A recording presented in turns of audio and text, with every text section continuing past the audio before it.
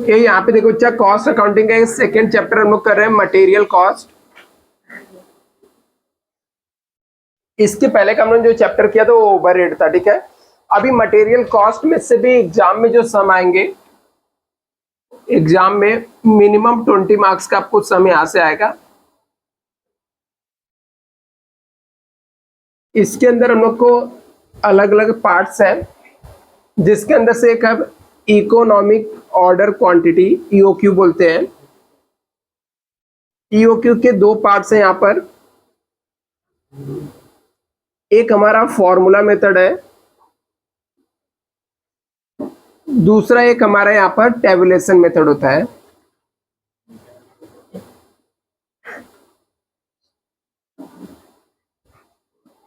फॉर्मूले मेथड में एक जगह हम लोग को ईओक्यू कैलकुलेट करना होता है। ईओक्यू का सिंपल से एक फॉर्मूला होता है √2AO डिवाइड बाई सी, जहां पर ए का मतलब होता है एनुअल डिमांड, ओ का मतलब होता है ऑर्डरिंग कॉस्ट पर ऑर्डर, सी का मतलब होता है कैरिंग कॉस्ट पर यूनिट। दूसरा यहाँ पर नंबर ऑफ ऑर्डर भी कभी कभी पूछा जाता है निकालने के लिए। नंबर ऑफ ऑर्डर निकालने के लिए आपका फॉर्मूला रहता है एनुअल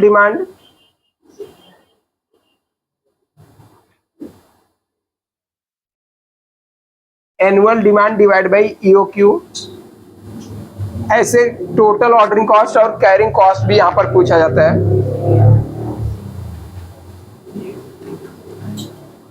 टोटल ऑर्डरिंग कॉस्ट भी पूछा जा सकता है, सब में टोटल कैरिंग कॉस्ट भी पूछा जा सकता है।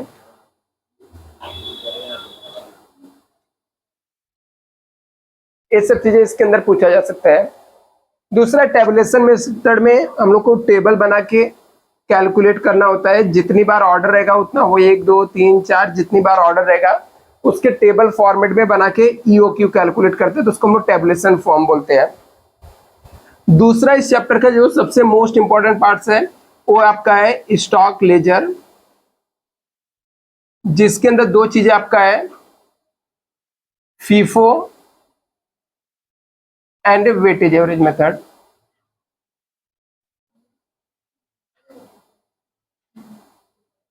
सिंपल कॉन्सेप्ट है एकदम, बट इसका वेटेज बहुत इंपॉर्टेंट है, ठीक है। इसमें से एक क्वेश्चन कंफर्म आएगा ही आएगा, और इसके अंदर भी एक क्वेश्चन आएगा ही आएगा। फीफो वेटेज साथ में कभी कभी पूछता तो 20 मार्क का डायरेक्टली पूछ लेता, कई बार ऐसे एग्जाम में पूछे गए हैं।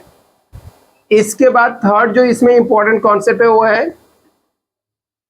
मटेरियल टर्नओवर रेशियो, मटेरियल या इन्वेंट्री टर्नओवर रेशियो बोलते हैं इसको, इन्वेंट्री टर्नओवर रेशियो कैलकुलेशन का। एक कैसे हम लोग कैलकुलेट करते हैं, इसका भी एक फॉर्मूला होता है। Inventory turnover ratio equal to होता है material consume divide by average stock.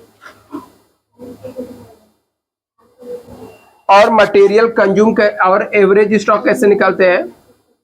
Average stock का फॉर्मूला होता है opening stock plus closing stock divide by 2। Material consume कैसे निकालते हैं? Opening stock plus purchase minus closing stock. यदि परचेस से रिलेटेड कोई एक्सपेंस रहेगा तो वो भी इसके अंदर हम लोग कवर कर लेते हैं। थर्ड इसमें एक है, इसका भी स्टॉक लेवल भी पूछा जाता है, बट एग्जाम में कम पूछा जाता है।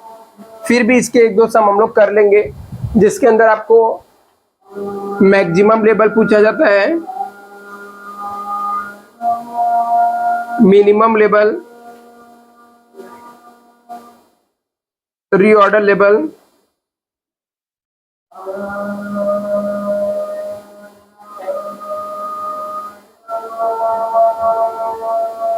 इमरजेंसी ऑर्डर,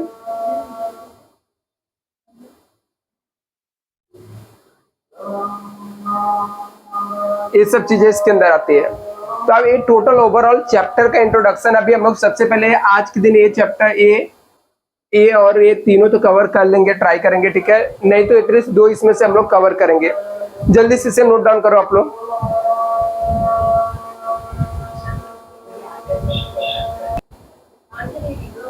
हाँ चलो, अच्छा यहाँ पर हम लोग सबसे पहले EOQ स्टार्ट करते हैं।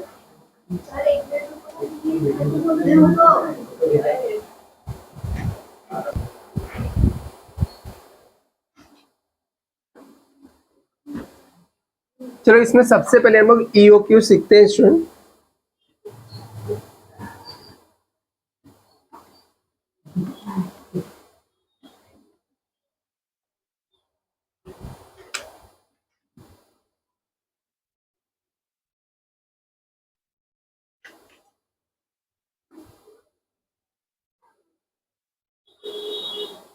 देखो EOQ क्या है, economic order quantity. Economic order quantity क्या होता है कि हम लोग कितने क्वांटिटी का ऑर्डर करें जहां पर हमारा जो कॉस्ट रहता है वो मिनिमम हो जाए। जो कॉस्ट है वो क्या हो जाएगा, मिनिमम हो जाएगा। कौन सा कॉस्ट, कैरिंग कॉस्ट और होल्डिंग कॉस्ट दोनों, ठीक है।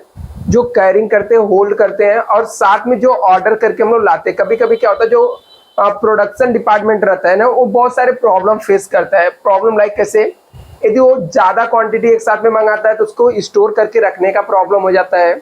यदि वो थोड़ा थोड़ा मंगाता है तो उसको बार बार ऑर्डर देना पड़ता है। तो इसकी वजह से बहुत सारे प्रॉब्लम फेस करना होता है। वो प्रॉब्लम से बाहर आने के लिए जो कॉस्ट यूज होता है उसको हम लोग क्या बोलते हैं, EOQ। मतलब इतना क्वांटिटी हम लोग मंगाएंगे कि हमारा जो ऑर्डरिंग कॉस्ट रहता है, कैरिंग कॉस्ट दोनों क्या हो जाता है, मिनिमम हो जाता है, या इक्वल बोल सकते हो। वो पॉइंट जहां पर कैरिंग कॉस्ट और ऑर्डरिंग कॉस्ट दोनों इक्वल होता है उसको हम लोग बोलते हैं इकोनॉमिक ऑर्डर क्वांटिटी। सिंपल सा एकदम चैप्टर है। यहाँ पर EOQ निकालने की एक फॉर्मूला है, √2AO डिवाइड बाई C, जहां पर वेयर A इक्वल टू होता है एनुअल डिमांड इन यूनिट। किसमें, यूनिट में कैलकुलेट करना है। जहां पर O इक्वल टू होता है ऑर्डरिंग कॉस्ट पर ऑर्डर, जहां पर C इक्वल टू होता है carrying cost per unit per annum.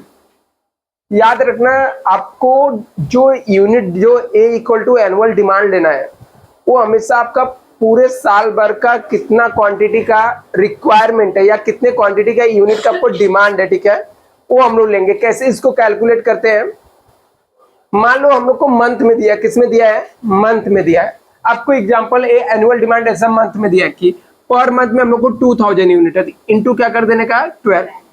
यदि मान लो ये दिया कि हम लोग को 2000 दे दिया, हाफ ईयरली है, हाफ ईयरली मतलब 6 महीने का, तो इनटू 2 कर देने का।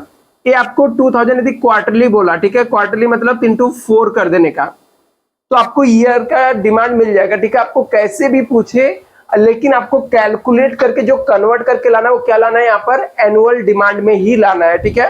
यदि आपको मंथली दिया है, क्वार्टरली दिया है, हाफ ईयरली दिया है, उसको आपको क्या करना है, एनुअल डिमांड में आपको कन्वर्ट करना है। दूसरा, ऑर्डरिंग कॉस्ट आपका पर ऑर्डर होना चाहिए। यदि आपको 5 ऑर्डर के एक साथ में दे दिया तो डिवाइड बाई 5 कर देने का, एक ऑर्डर का कॉस्ट मिल जाएगा, ठीक है। यदि एक ऑर्डर का दिया तो प्रॉब्लम ही नहीं है। तो आपको हमेशा जो ऑर्डरिंग कॉस्ट रहेगा वो पर ऑर्डर का आपको कैलकुलेट करके लाना है। कैरिंग कॉस्ट हमेशा आपका एक यूनिट का रहेगा और पर एनम का चाहिए, ठीक है। एक यूनिट मतलब एक यूनिट का जो प्राइस रहेगा उसके ऊपर कैरिंग कॉस्ट कैलकुलेट होता है। कैलकुलेट जो होता है कैरिंग कॉस्ट, वो पर यूनिट के कॉस्ट के ऊपर कैलकुलेट होता है। मान लो इन केस, ठीक है, इफ कैरिंग कॉस्ट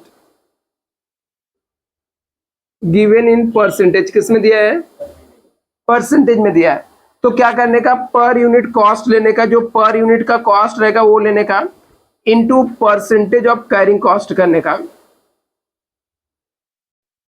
तो आपको यहां पर मिल जाएगा, ठीक है। अभी यहां पर भी याद रखना, यदि आपका वो परसेंटेज आपको 1% बोल दिया, मंथली बोला, तो इंटू 12 करके उसको ईयर में कैलकुलेट करना पड़ेगा, 12 महीने का 12% हो जाएगा। यदि आपको क्वार्टरली बोला 3% या 1%, मान लो एक क्वार्टर का है, तो इंटू 4 करना पड़ेगा। यदि आपको हाफ ईयरली बोला 1%, तो उसको इंटू 2 करना पड़ेगा। मतलब हमेशा ये भी जो डेटा चाहिए वो पर एनम का चाहिए। कैरिंग कॉस्ट भी हमेशा किसमें चाहिए आपको, पर एनम में चाहिए। आपको ये 3 चीज निकालना है। इसके बाद आपको ईओक्यू मिल जाएगा। ईओक्यू मिलने के बाद आपको यदि मान लो सब में टोटल कॉस्ट पूछ लिया, क्या पूछ लिया आपको, टोटल कॉस्ट यदि सब में पूछा है, तो टोटल कॉस्ट पूछा तो आपको सबसे पहले नंबर ऑफ ऑर्डर निकालने का। नंबर ऑफ ऑर्डर का एक फॉर्मूला होता है, टोटल एनुअल डिमांड लेने का डिवाइड बाई ईओक्यू कर देने का।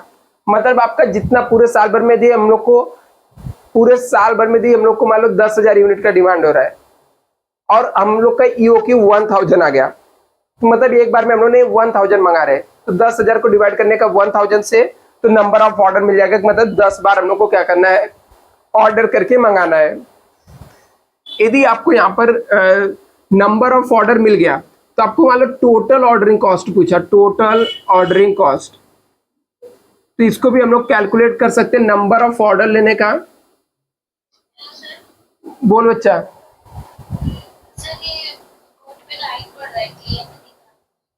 एक मिनट बच्चा, उसको देखते हैं, सही करते हैं। एक मिनट, अभी यहाँ पे देखना बच्चा, टोटल ऑर्डरिंग कॉस्ट कैसे ले आने का, नंबर ऑफ ऑर्डर इनटू करने का ऑर्डरिंग कॉस्ट पर ऑर्डर, पर ऑर्डर के ऑर्डरिंग कॉस्ट से आपको यहाँ पे मल्टीप्लाई कर देना है। यदि आपको सब में टोटल कैरिंग कॉस्ट पूछा तो कैरिंग कॉस्ट निकालने का फॉर्मूला होता है ईओक्यू लेने का इनटू करने का 1.5 into carrying cost per unit per annum. मतलब यहाँ पर जो हम लोगों ने ये फॉर्मूले में जो यूज किया था वही कैरिंग कॉस्ट से उसको क्या कर देना है, मल्टीप्लाई कर देना है। टोटल इतने फॉर्मूले से हमारा पूरा कैलकुलेशन हो जाएगा। तो चलो अभी हम लोग यहाँ पर इसको सम को सॉल्व करते हैं। यहाँ पर आप लोग नोट्स के अंदर से पहला वाला क्वेश्चन देखो, सबसे फर्स्ट क्वेश्चन देखो यहाँ पर, मुकेश एक बार इसका फॉर्मूला भेज देना ग्रुप में। ये देखो यहाँ पर बच्चा कॉस्ट क्वेश्चन नंबर 1 देखना, मटेरियल कॉस्टिंग का क्वेश्चन नंबर 1 लिखा है, इकोनॉमिक ऑर्डर क्वांटिटी का दिया हुआ है। जैसे कि मैंने आपको बताया था कि इस चैप्टर में कई सारे मेथड है, इसमें से सबसे पहले हम लोग ईओक्यू का सीखेंगे। पेज नंबर 2 पे ही है लिखा question number 1, a manufacturing buy a certain essential spare from the outsider supplier at ₹40%। बोलता है जो मैन्युफैक्चरर है वो कुछ स्पेयर, मतलब जो रॉ मटेरियल रहता है वो बाय करता है, ठीक है, जो परचेस करता है उसका प्राइस कितना है, एक यूनिट का प्राइस कितना है, 40 रुपीज है, और टोटल एनुअल रिक्वायरमेंट कितना है, 45,000 सेट है। पूरे साल भर का रिक्वायरमेंट 45,000 सेट का रिक्वायरमेंट है। आगे यहाँ पे लिखा है the annual cost of investment inventory 10% and cost like rent, stationery, insurance, taxes etcetera. बोलता है जो मटेरियल रहता है ना उसको रखने में कंपनी का जो इन्वेस्टमेंट गया है वो कितना है, 10% है। कितना है, 10% है। मतलब एक कैरिंग कॉस्ट दिया, ये क्या आपका है, कैरिंग कॉस्ट दिया, ठीक है। स्टोर करके रखने का जो खर्चे वो सब कौन सा कॉस्ट होता है, कैरिंग कॉस्ट। मतलब मटेरियल को ऑर्डर देने से लेकर आने तक के जितने खर्चे होते हैं उसको हम लोग ऑर्डरिंग कॉस्ट बोलते हैं। उसको स्टोर करके रखने में वो चाहे जो कुछ भी खर्चा लगे सबको हम लोग क्या बोलते हैं, कैरिंग कॉस्ट बोलते हैं। तो जैसे यहाँ पर लिखा था कि annual cost of investment inventory is 10% and the cost of like rent, stationery etcetera per unit per year work out of ₹2 मतलब वो 10% तो है ही, साथ में रेंट, स्टेशनरी, ये सब चीजों को मिला के ₹1 जाता है पर यूनिट का कॉस्ट है। किसका, पर यूनिट का। और हम लोग को पर यूनिट का कॉस्ट चाहिए थे, ये सब भी दोनों क्या दिया है, कैरिंग कॉस्ट ही है। मतलब 10% भी कैरिंग कॉस्ट है और ₹1 जो दिया है वो भी कैरिंग कॉस्ट ही है। आगे लिखा है cost of placing an order ₹5। Order देने का जो खर्चा हो कितना है, ₹5, ठीक है। ऑर्डर देने का कॉस्ट कितना है, ₹5 है। Calculate EOQ by formula method, आपको ईओक्यू कैलकुलेट करना है। साथ में नंबर ऑफ ऑर्डर प्लेस्ड, कितना ऑर्डर हम लोग प्लेस्ड करेंगे वो भी कैलकुलेट करना है। तो अपने को सम में बहुत ही सिंपल सा सम दिया, पहले से सब कुछ कैलकुलेट करके डायरेक्ट अमाउंट दे दिया है। जैसे आपको दिया कि एनुअल अमाउंट के एनुअल डिमांड हमारा कितना है 45,000 यूनिट दिया है ना। हाँ पहले से दे दिया। ऑर्डरिंग कॉस्ट पर ऑर्डर का कितना दिया है ₹5 दिया हुआ है पर ऑर्डर। कैरिंग कॉस्ट हम लोग को परसेंटेज में दिया, किस में दिया है परसेंटेज में दिया है 10%। तो जो जब भी आपको परसेंटेज में दिया रहेगा ना तो जो मटेरियल का प्राइस रहता है ठीक है उसके ऊपर जो पर यूनिट का कॉस्ट रहता है उसके ऊपर कैलकुलेट करने का। तो कितने में हम लोग जो खरीद रहे थे उसका पर यूनिट का कॉस्ट क्या था 40 रुपीज था। तो 40 रुपीज के ऊपर कितना परसेंट 10% कितना हो जाएगा ₹4 आएगा ठीक है। प्लस साथ में उसने दिया था ₹1 और भी खर्चे जाते रेंट रेट्स ऐसा स्टेशनरी का, तो +1 कर देने का टोटल कितना हो जाएगा ₹5 हो जाएगा। अभी हमारे फॉर्मूले में EOQ के लिए क्या क्या चाहिए, जो चाहिए सब मिल गया है। EOQ के अंदर क्या क्या चाहिए 2AO डिवाइड बाई C होता है, तो अभी हमारे पास मिल गया है 2A इक्वल टू कितना है 45,000 है और O इक्वल टू कितना है 5 है। ऑर्डरिंग कॉस्ट कैरिंग कॉस्ट कितना है 5 है। अभी इसको कैलकुलेटर में कैलकुलेट करो देखो कितना आता है 2 इंटू 40 हाँ 2 इंटू 45,000 करना है इंटू 5 डिवाइड बाई 5 करो 90,000 आएगा। तो अंडर रूट में 90,000 लिखेंगे। अभी आपके कैलकुलेटर में अंडर रूट का साइन दिया रहेगा उसको दबाओगे तो कितना आ जाएगा 300 यूनिट्स आ जाएगा आपका EOQ। ये आपका फाइनल आंसर आ जाएगा। बट सब में और भी कुछ पूछा है ठीक है। नंबर ऑफ ऑर्डर पूछा, तो नंबर ऑफ ऑर्डर का हमारा फॉर्मूला होता है annual demand divide by EOQ। तो हमारा एनुअल डिमांड कितना है 45,000 है, तो हम लोग 45,000 को डिवाइड करेंगे कितने से 300 से, तो नंबर ऑफ ऑर्डर कितना आ जाएगा 150 नंबर ऑफ ऑर्डर आ जाएगा। ये सम सॉल्व हो गया। बट मान लो आगे पूछा नहीं फिर भी मैं आपको सिखा देता हूँ ठीक है।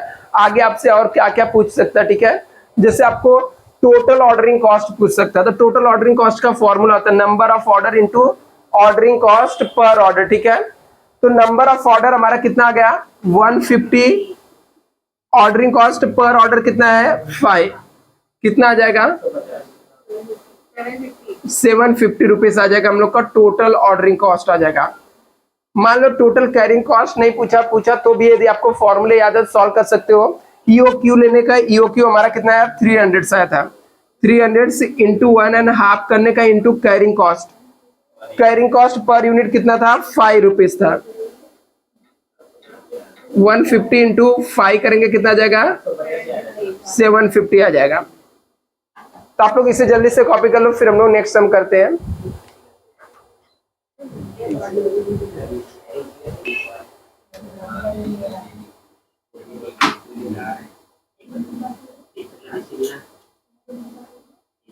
Thank you.